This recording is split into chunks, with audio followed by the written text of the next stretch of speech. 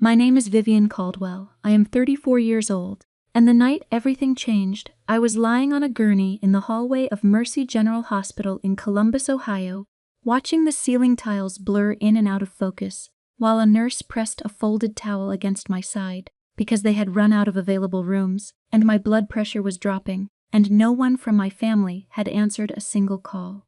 The attending physician, a tired man named Dr. O.C., who smelled like burned coffee and antiseptic, leaned over me at 9:47 in the evening and asked if there was anyone he could contact. I told him my parents lived 11 minutes away. He nodded and left, and I watched him pick up the phone at the nurse's station, and I watched him hang up 3 minutes later with a look on his face that told me everything I needed to know before he even walked back over. "They said they'll be there as soon as the game is over," he said. He kept his eyes on his clipboard when he said it. The game. My brother Derek's college recreational playoff game, 62 miles away in Cincinnati. The one my parents had driven to that morning with a cooler of sandwiches my mother had packed at 6 a.m. The one that, according to the ESPN app on the phone of the nurse adjusting my IV, had 43 minutes left on the clock. I didn't cry. I didn't scream. I just lay there looking at the water stain on the ceiling tile above me, shaped vaguely like the state of Texas. And I thought about what it meant that my parents had looked at the phone, seen my name, heard the words, "Your daughter is in the emergency room," and decided to finish watching my brother play basketball. I thought about it for a very long time, and somewhere between the first bag of IV fluids and the ultrasound that confirmed a ruptured ovarian cyst, something inside me that had been soft and hopeful and always waiting for them to finally choose me, that thing went very quiet.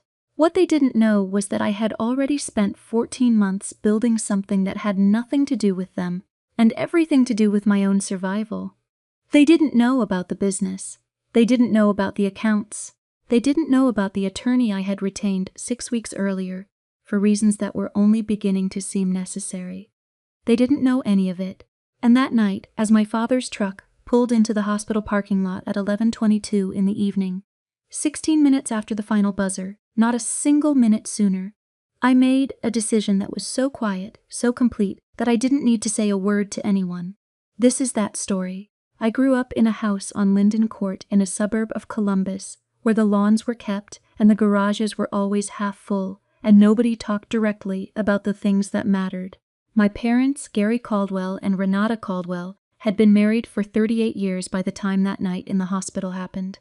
My father was 58 years old, a former high school basketball coach turned regional sales manager for a plumbing supply company. My mother was 56, a part-time bookkeeper for a dental practice, and a woman who had organized her entire adult life around two things: the approval of my father and the athletic career of my brother Derek. Derek was 31 years old and 6 feet 4 inches tall, and had been the sun around which our family rotated since he was 9 years old. And his travel basketball coach told my parents he had Division I potential.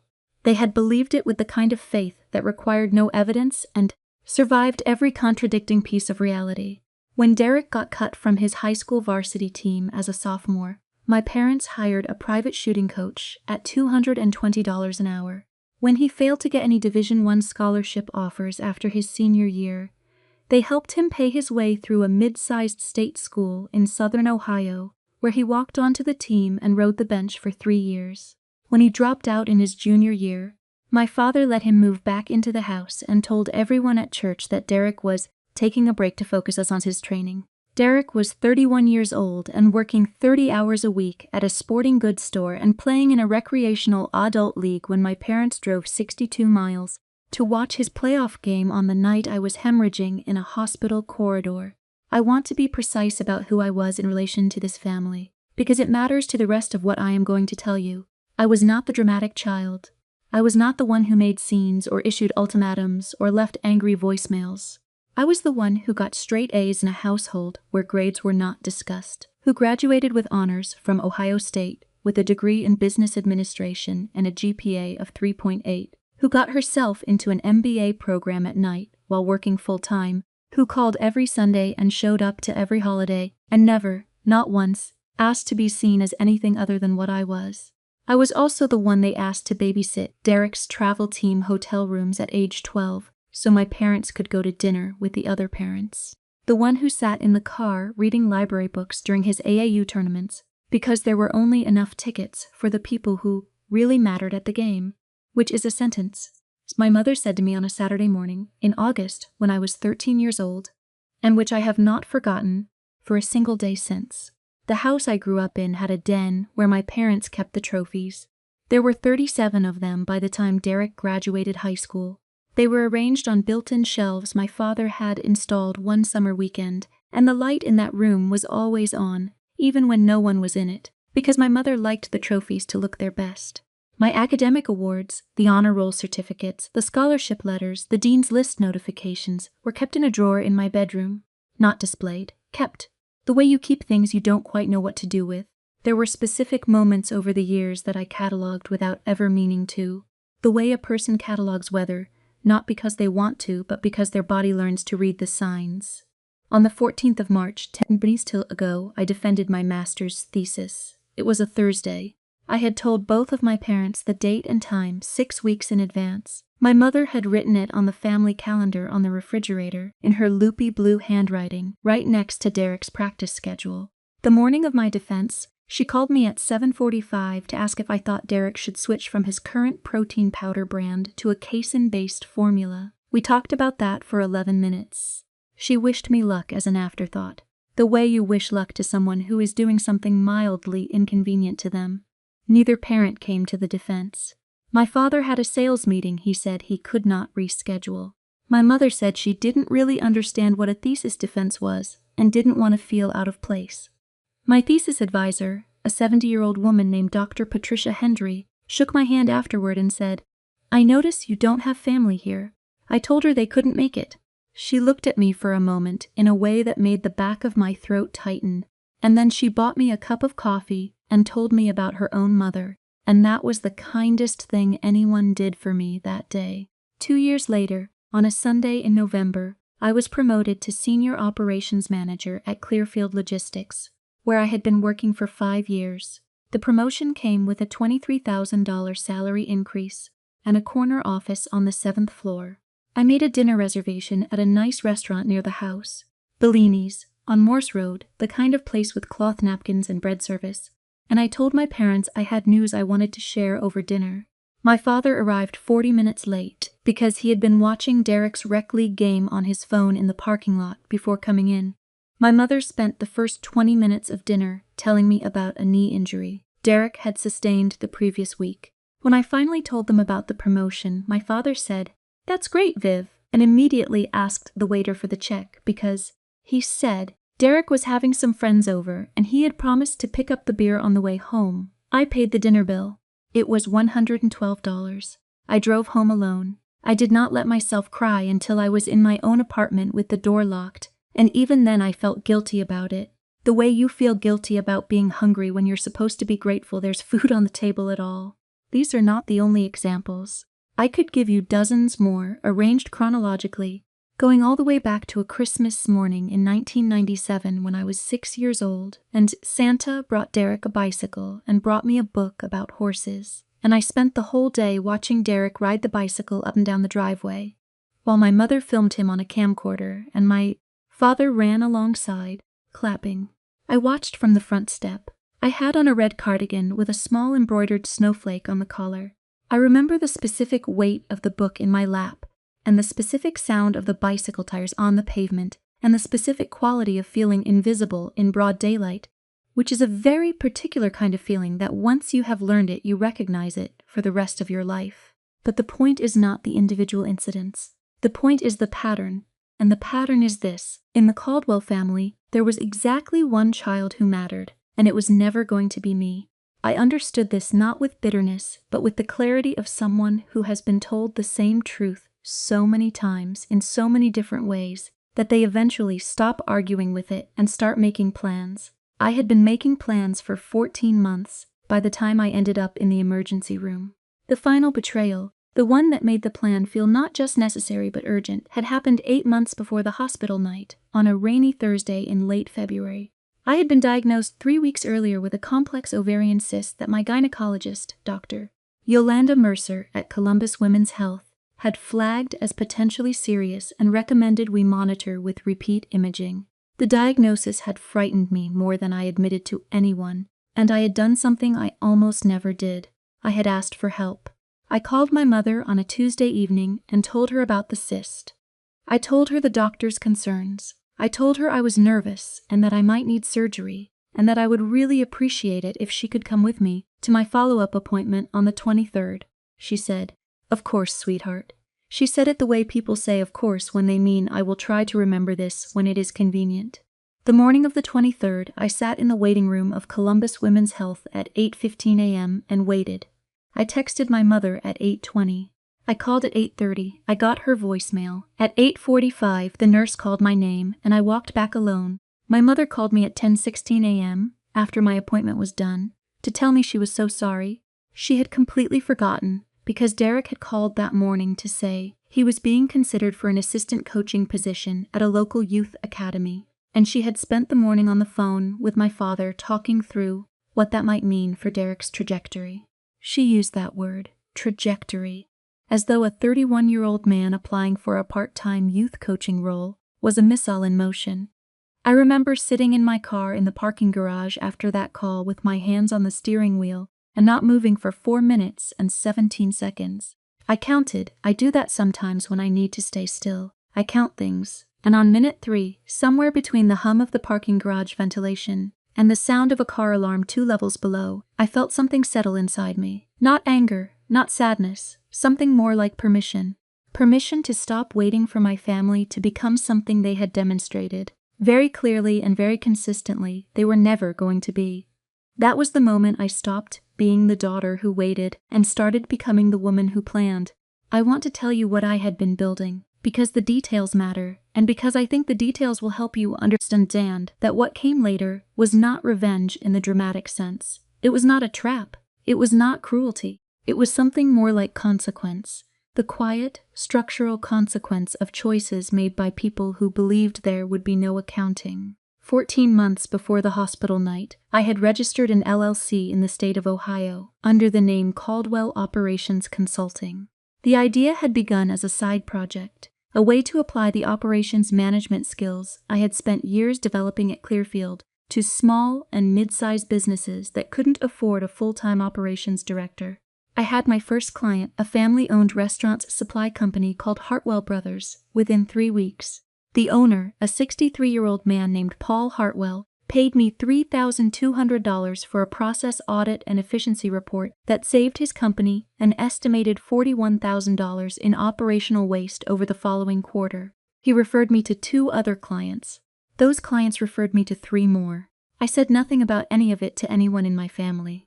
Each evening after my Clearfield workday, I sat at the kitchen table of my apartment with my laptop open and my phone on silent and worked. I built process templates. I wrote client proposals. I learned contract law from YouTube videos and library books, and a business attorney I paid $300 for a 1-hour consultation. I kept a notebook, a physical notebook, not a digital one, because I did not want anything stored in a cloud account that could be accessed or stumbled upon, in which I tracked every client, every invoice, every hour, every referral. That notebook sat in the locked drawer of my desk under a folder of old utility bills, and I opened it every morning before I did anything else. By month 7, I had 11 active clients and a second business bank account at a bank I had never used for personal banking, at a branch across town from my apartment. I had not told my family. Not because I was hiding it in any manipulative way, but because I had learned long ago that sharing good news with my family was a reliable way to have it minimized, redirected, or co-opted into a conversation about Derek. I had also learned that keeping things private was the only way I could keep them purely mine, without anyone else's indifference getting inside them. I also hired an attorney during this period. Her name was Margot Finley, and she worked for a firm downtown that specialized in estate law and family financial disputes. I had retained her 6 weeks before the hospital night, initially because I had questions about my grandmother's estate. My father's mother, Eleanor Caldwell, who had passed the previous winter and whose will I had begun to suspect, was not entirely as my father had described it to me. My grandmother had loved me. That is not sentiment or self-serving memory. It is documented fact. I have letters she wrote me going back to when I was 7 years old. I have birthday cards in which she tucked $20 bills folded into tiny squares with notes written on them in her deliberate, careful handwriting. I have a handwritten note she left me the last Christmas we spent together, 3 weeks before her diagnosis, that said, "Vivienne, you are the most capable person in this family. Never let them convince you otherwise." I have kept that note in the zippered pocket of my work bag for 2 years. It has been through 17 cities, 42 client meetings, and 1 very long night in a hospital hallway. It has never left my possession. What my father had told me when Eleanor passed was that she had left her estate equally to her 2 children, my father and his sister, Aunt Colleen, and that there was nothing in the will for grandchildren. He had told me this in a 3-minute phone call, matter-of-factly, as though discussing a weather forecast.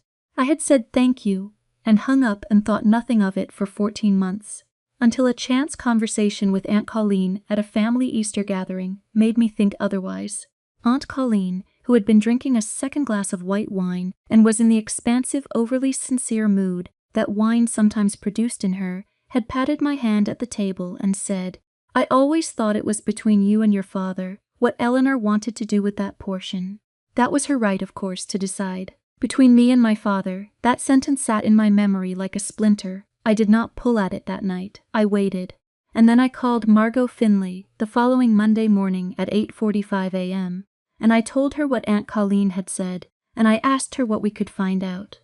By our second meeting, she had obtained a copy of the original will through the probate court. Wills are public record in Ohio, which my father either did not know or had counted on me not knowing.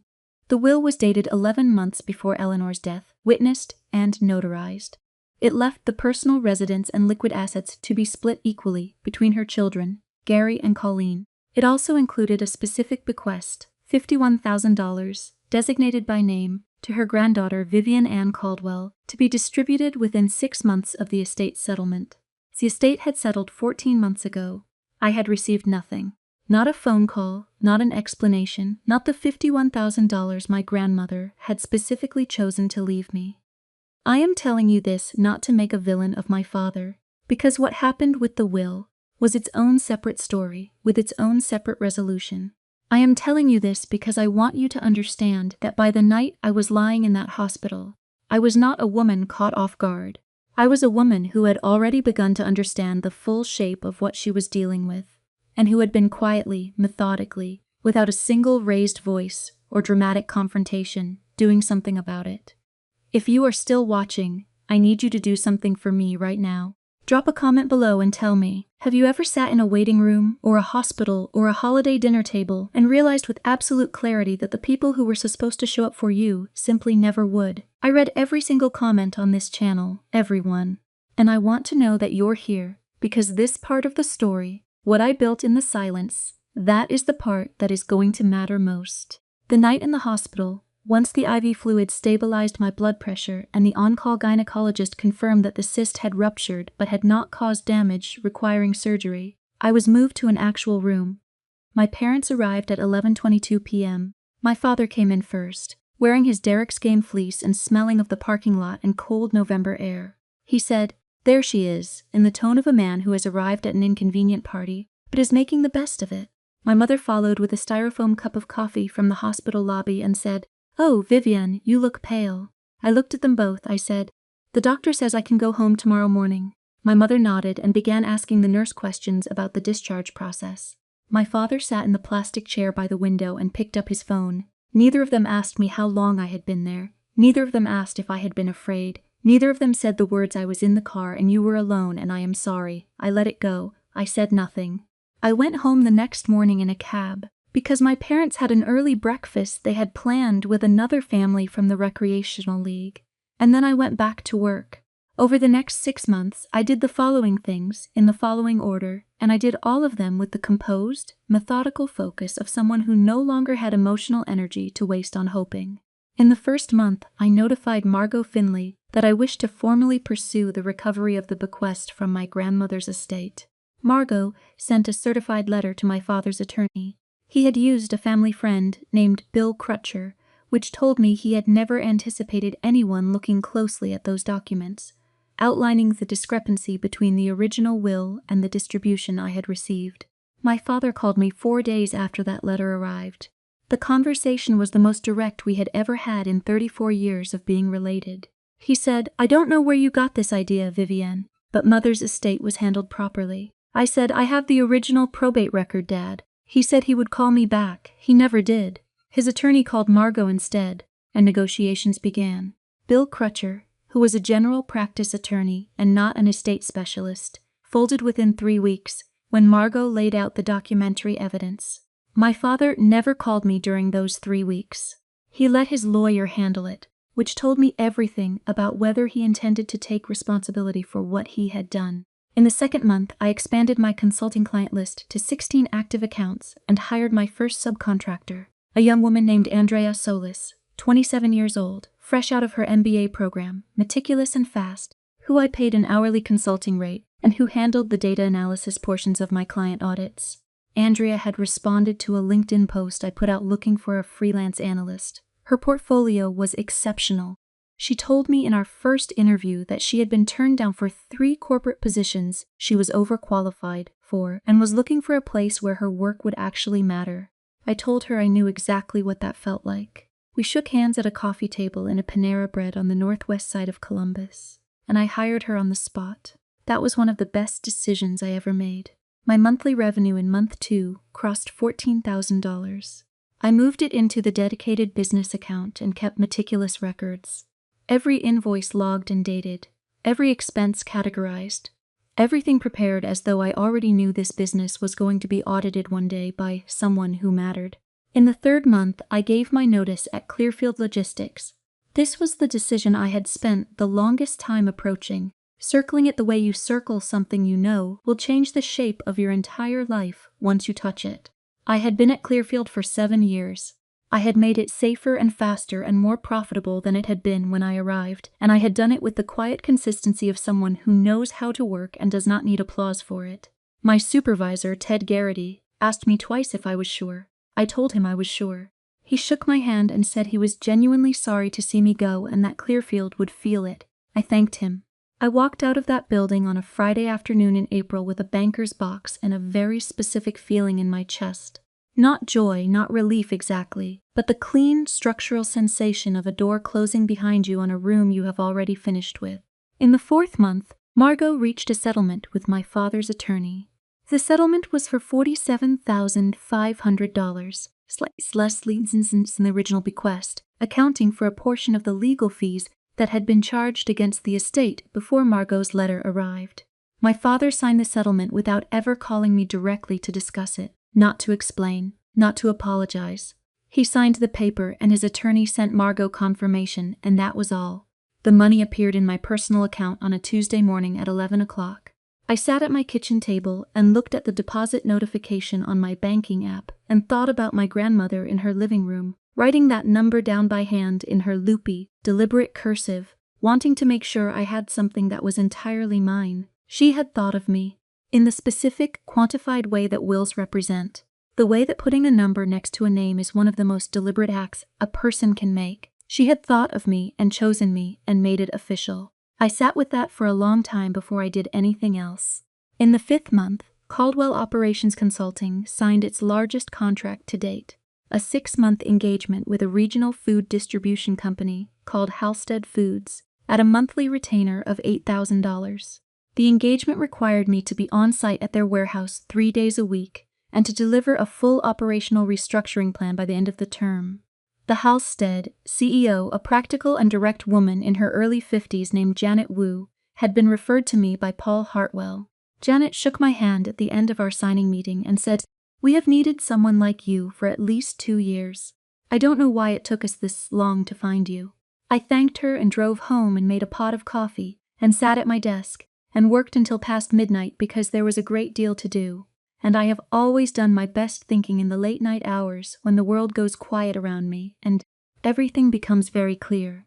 In the 6th month, my parents called. Not about the settlement, not about the hospital night, not about any of the quiet, seismic things that had been happening in the architecture of my life. They called about Derek. Derek had been diagnosed 3 weeks earlier with a rare blood disorder called aplastic anemia, a condition in which the bone marrow stops producing enough blood cells. His hematologist, a specialist at Ohio State University Wexner Medical Center named Dr. Adisa Olusegun, had determined that Derek's best treatment option was a bone marrow transplant. A bone marrow transplant requires a donor match. The most likely match candidates are siblings. My mother called on a Wednesday morning at 8:51 a.m. I know the exact time because I was on my laptop reviewing the Halstead distribution data, and I looked at the clock when my phone rang, the way I always look at the clock when something interrupts important work. She told me about Derek's diagnosis. She described it in detail, with the medical terminology she had clearly looked up and memorized, in the way she had always done when Derek's situations required competence. She told me about the transplant. She told me about the sibling matching process. And then she said, "Vivienne, we're going to need you to get tested. And if you're a match, we're going to need you to sign the consent." I said, "I understand." She said, "We knew you'd want to help. You've always been the responsible one." I let that sentence sit in the air for exactly the amount of time it deserved to sit there. Responsible. The word they used every time they needed something from me. The word that was supposed to be a compliment but had functioned over 34 years as a shorthand for, "We know you won't say no, and we have arranged our relationship with you accordingly." I said, "I'll need to speak with Derek's doctor directly. Can you send me Dr. Olusegun's contact information?" She said she would. And then she said, "He really needs you, Vivienne. He's scared." I said, "I imagine he is." That was the end of the call. I want to be very honest with you about what I felt in the moments after that conversation, because I think honesty is the only thing that makes this story worth telling. I felt sorrow, genuine sorrow, for my brother, who was sick and who was afraid, and who had not chosen to be born into a family that handed him so much of what should have been divided more evenly. I felt sorrow for him without resentment of him, which took me a long time to get to but which I had gotten to. Derek had not orchestrated my family's favoritism. He had simply benefited from it, the way water benefits from the lowest point in a room. It doesn't choose to go there, it just goes. I also felt something else, something harder to name, a kind of structural clarity, the way a blueprint becomes clear when you finally have all the measurements. Because here, finally, after 34 years of being the invisible child, my family had arrived at the one moment where they could not proceed without me. The one situation in which I was not optional. They needed my body, they needed my blood, they needed my signature on a consent form that no one in the world could sign but me. And what they had not considered, what they had never once stopped to consider, in all those years of choosing the game over the hospital and the breakfast over the cab ride home, was what kind of relationship a person needs to have built, over a lifetime, to simply assume that the answer will be yes. I did not tell them no. I want to be absolutely clear about that. I am not cruel, and I am not a person who would withhold medical help from a sick family member to make a point. But I also did not tell them yes, not yet, because what happened next was not about Derek's illness. It was about a conversation that was 34 years overdue, and I was going to have it on my terms, in front of witnesses, in a room where no one could pretend afterward that it had happened differently than it did. I called Dr. Olusegun's office the following morning and scheduled a consultation. I requested that the consultation include a family meeting, and I asked that both of my parents be present. I was polite about this, measured and specific. The scheduling coordinator arranged it for the following Thursday at 2 p.m. in a family conference room at the Wexner Medical Center. I also called Margot Finley. Not about the medical situation directly, but about something adjacent that I needed clarity on before I walked into that room. I asked her about the legal landscape around bone marrow donation consent, what I could and could not be required to do, what protections existed for a potential donor, and what the process looked like from a legal standpoint if a family chose to exert pressure. Margot was thorough and calm, as she always was, and when the call was over I thanked her and hung up and sat for a moment with the complete picture in my mind, all the pieces of it, the business and the settlement and the consultation and the thing I was about to do, and I felt, for the first time in a very long time, like someone standing on ground that was entirely her own. I spent the intervening days working. I delivered the first milestone report to Janet Wu at Halstead. I signed a new client retainer with a small manufacturing firm in Worthington. I called Andrea and told her we were going to need to expand capacity in the new quarter. I slept 7 hours a night, which I had not consistently managed in years. I ate real meals. I went for a walk every morning at 6:30 around the park near my apartment, in the cold November air, and I thought about nothing in particular and everything at once, the way you think when you are genuinely at peace with what you are about to do. On Thursday, I drove to the Wexner Medical Center in the late morning. I wore a charcoal gray blazer and the good earrings my grandmother had given me, small pearls that I kept in a velvet pouch in my jewelry box, and wore only when I needed to feel like I was being held upright by something that loved me unconditionally. I arrived 14 minutes early. I sat in the parking garage in my car and did not count anything, because for once I did not need to. I was ready. The conference room was small and cream-colored with an oval table and 6 chairs. Dr. Olusegun arrived first, a measured man in his late 40s with reading glasses on a lanyard and a careful professional manner that told me he had navigated difficult family conversations before.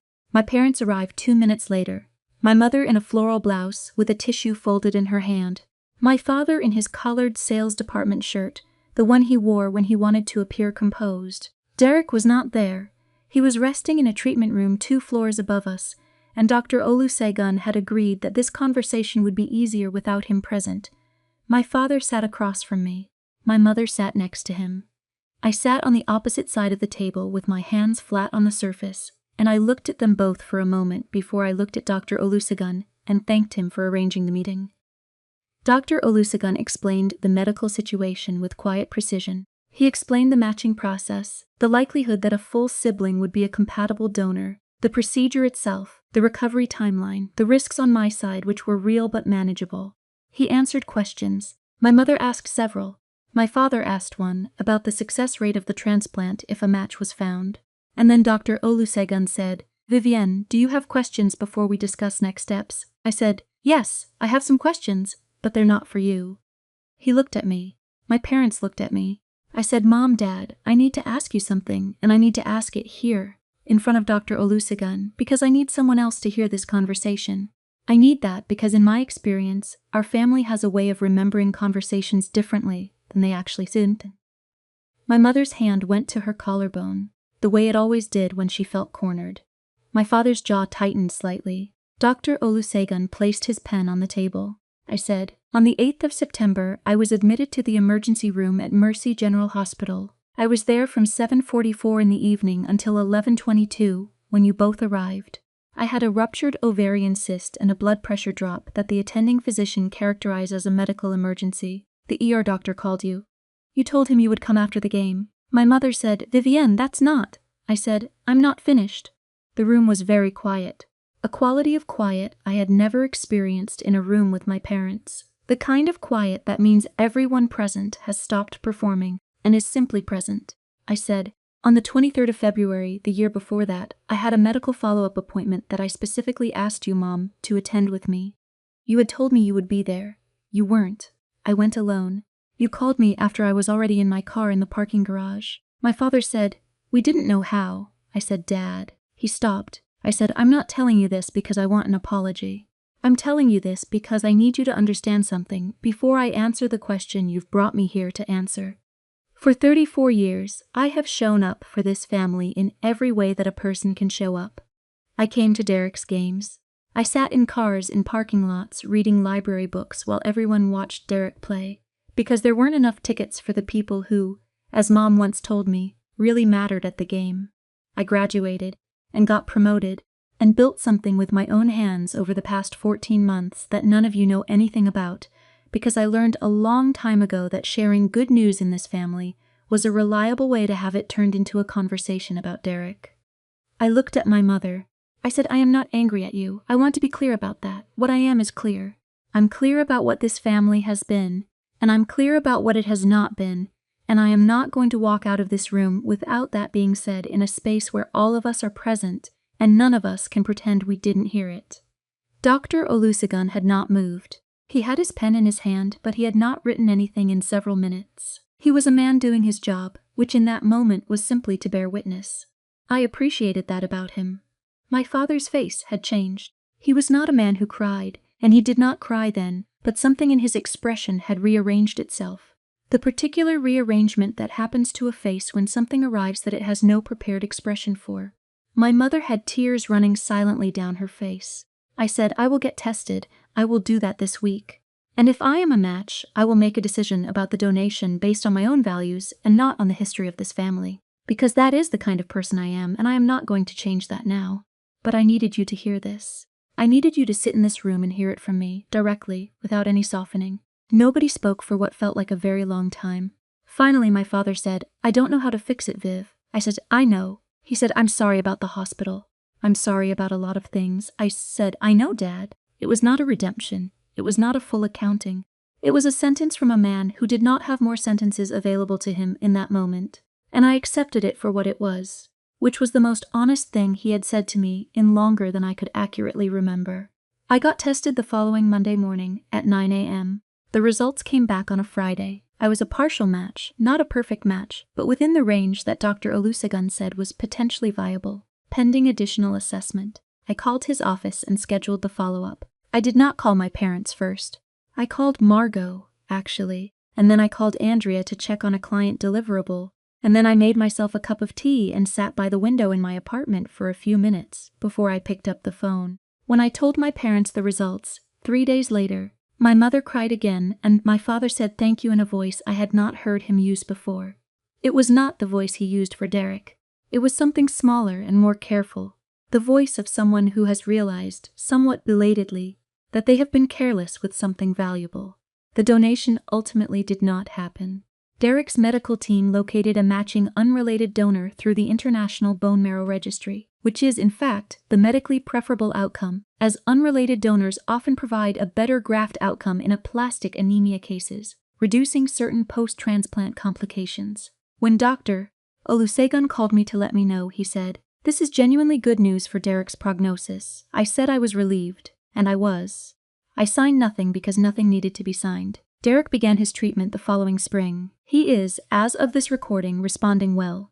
What did happen was something slower and less dramatic and more durable than any of the things I might have imagined in my darker moments. My mother began calling me every week.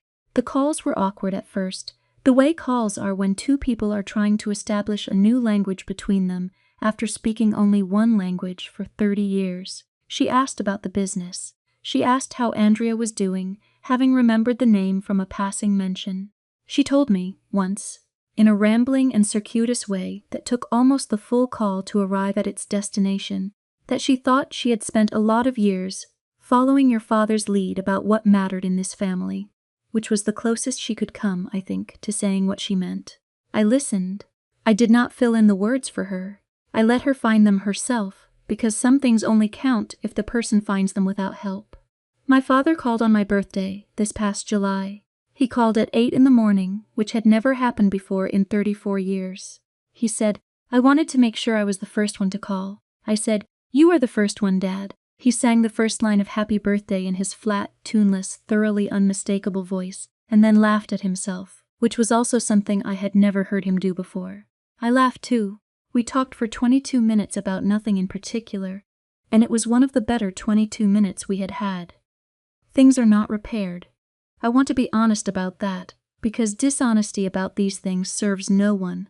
You cannot repair 34 years with a conference room conversation and a few weekly phone calls and a birthday song. What you can do is begin.